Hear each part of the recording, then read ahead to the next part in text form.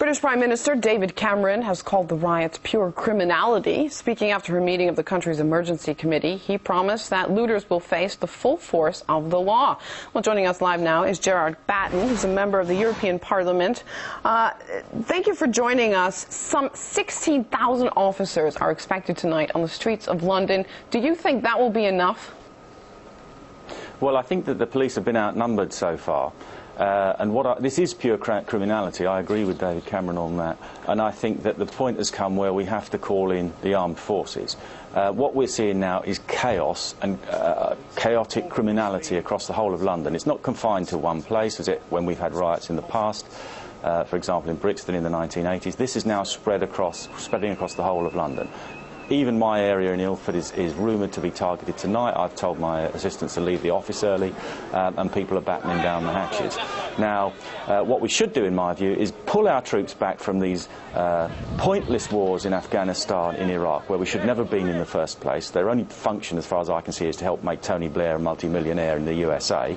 Let's get our troops back into this country and actually put them on the streets supporting the police in order to crush this criminal insurrection, because it's nothing better than that. What I've heard on some of your previous interviews is a lot of the usual wet special pleading about these poor disadvantaged people don't have jobs.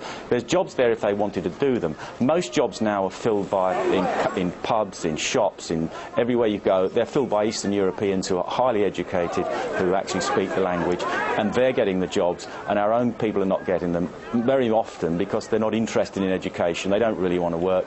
And it doesn't surprise me now that we're seeing these people on the streets looting. This is a kind of criminal shopping spree that they're going on because of the lax approach that we've had to actually arresting people and punishing people in this country for years.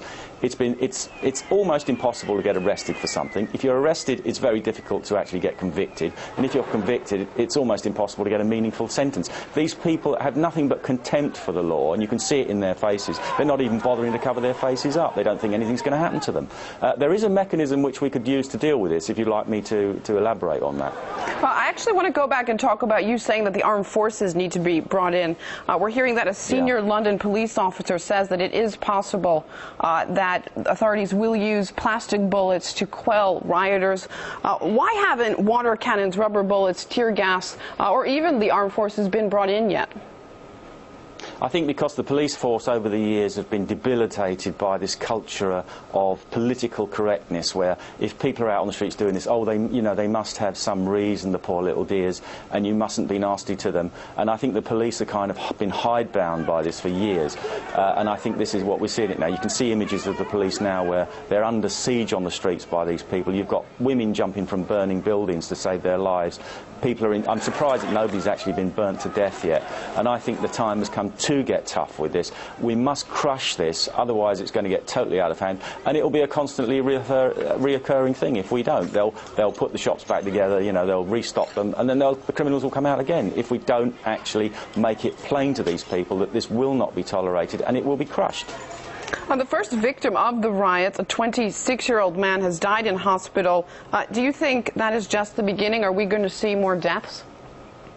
Well, from what we've seen on the TV screens, with bricks being thrown at the police, with buildings on fire, I'm only surprised that there haven't been more fatal injuries so far, because there's nothing restraining these people. They have no respect for property or human life.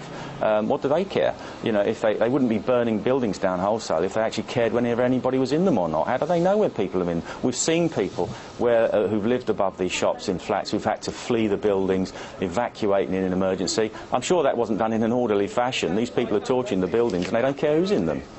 All right, Gerard Batten, member of the European Parliament, on the line with us live from London. Thank you very much for your time.